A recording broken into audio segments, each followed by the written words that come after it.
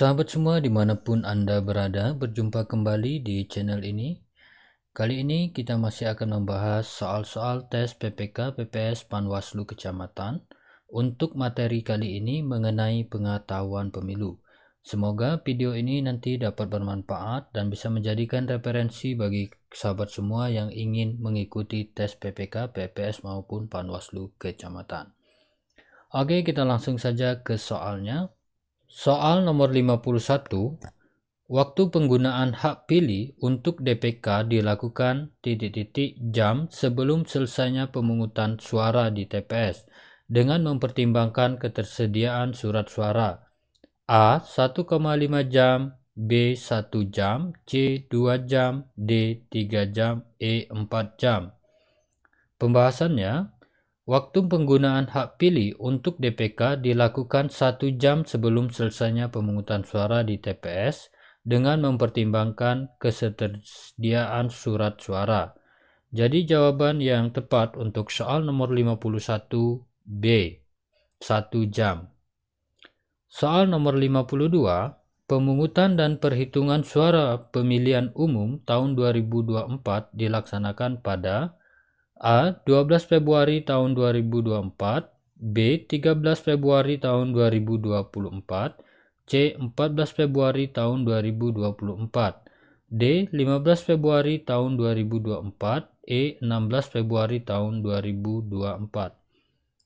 Pembahasannya, berdasarkan PKPU nomor 3 tahun 2022, pemungutan dan perhitungan suara pemilihan umum tahun 2024 dilaksanakan pada tanggal 14 Februari tahun 2024.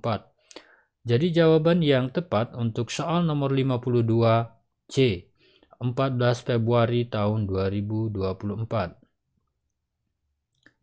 Kita lanjut ke soal nomor 53. DP4 adalah data yang disediakan oleh pemerintah, berisikan data penduduk yang memenuhi persyaratan sebagai pemilih pada saat pemilu diselenggarakan.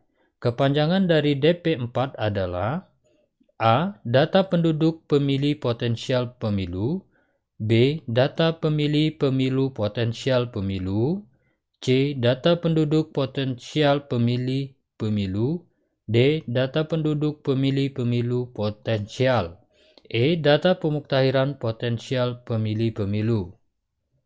Pembahasannya, DP4 adalah data yang disediakan oleh pemerintah berisikan data penduduk yang memenuhi persyaratan sebagai pemilih pada saat pemilu diselenggarakan.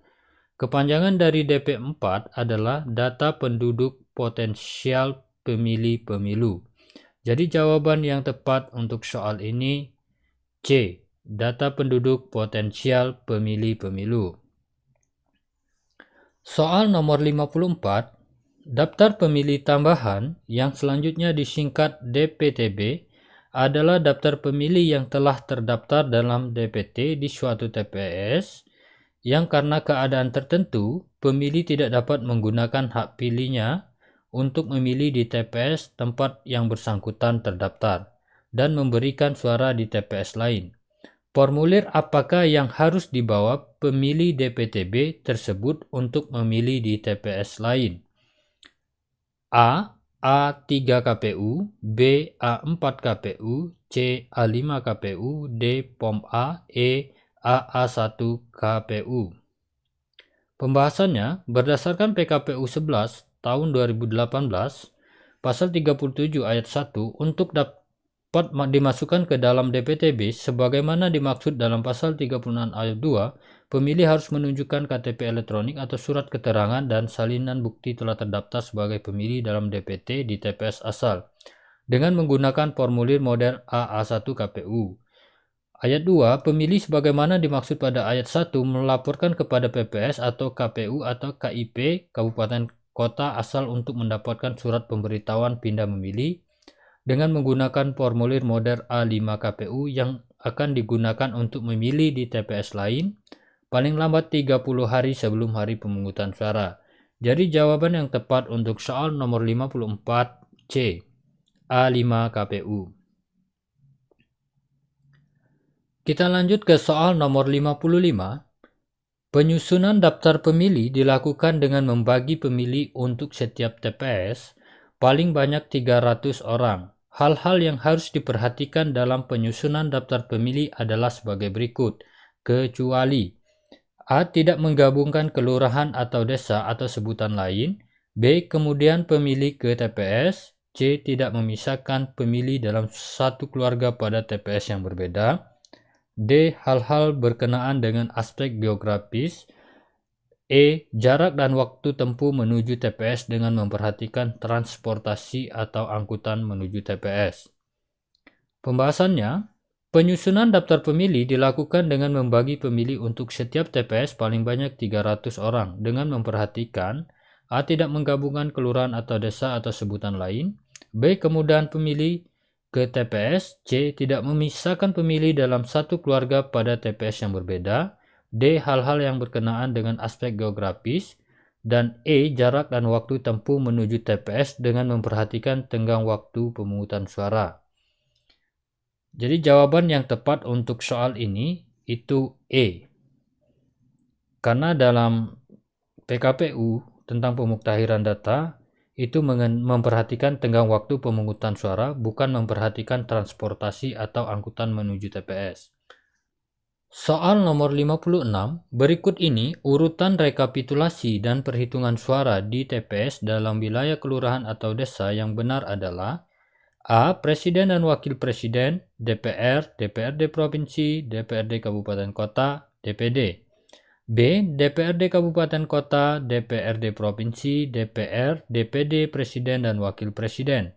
C. DPD Presiden dan Wakil Presiden, DPR, DPRD Provinsi, DPR Kabupaten Kota. D. Presiden dan Wakil Presiden, DPR, DPD, DPRD Provinsi, DPRD Kabupaten Kota.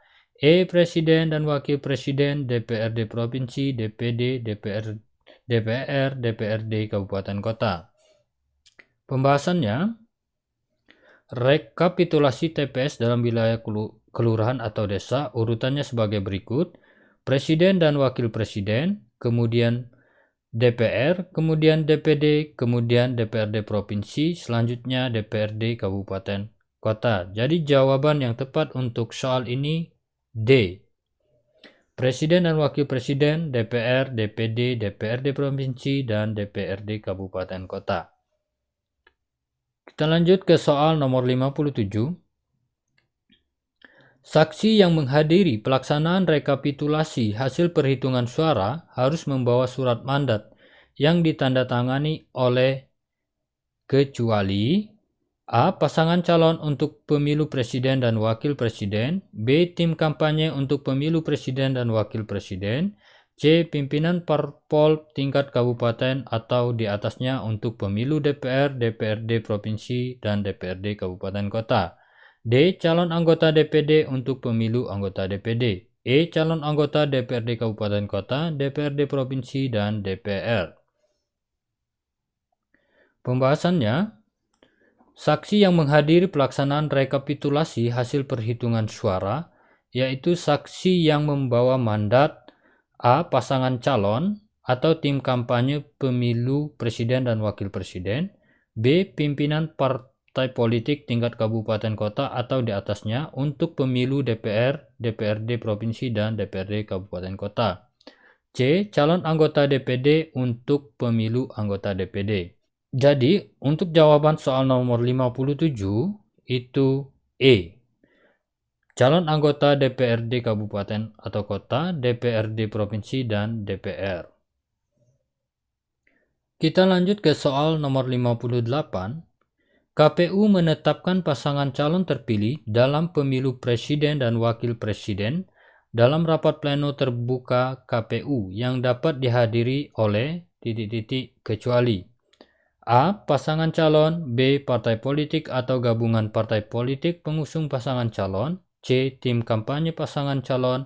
D. Bawaslu. E. Pemantau pemilu.